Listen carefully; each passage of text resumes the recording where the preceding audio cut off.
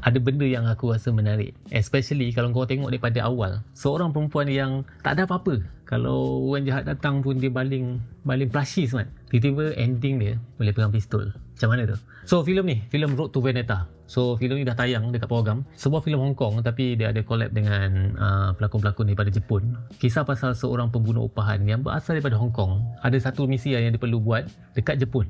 Bila sampai kat Jepun, dia jalankan tugas dia, tiba-tiba muncul seorang gadis, seorang perempuan.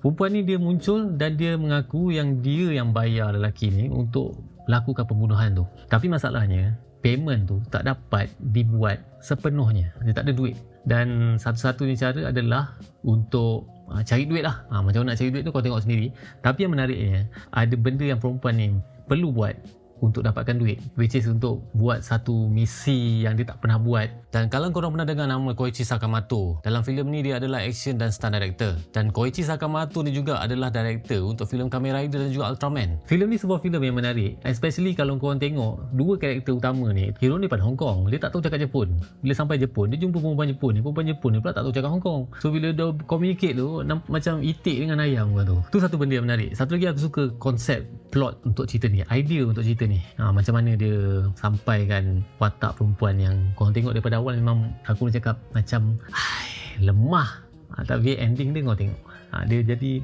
ada something lah yang buat dia berubah. Lepas tu ada gabungan dengan Yakuza juga. Memang menarik. Dia punya part action dia pun best.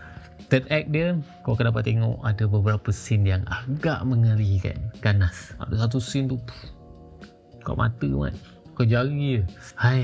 Cerita ni korang kena tonton dekat program 11 Disember, Road to Vendetta. Kenapa Road to Vendetta tu nanti korang dah akan dapat tahu bila korang tengok filem ni. 11 Disember 2025 kena tonton kat program. So cuba komen kat bawah, adakah korang akan pergi tonton filem Road to Vendetta ni kat program?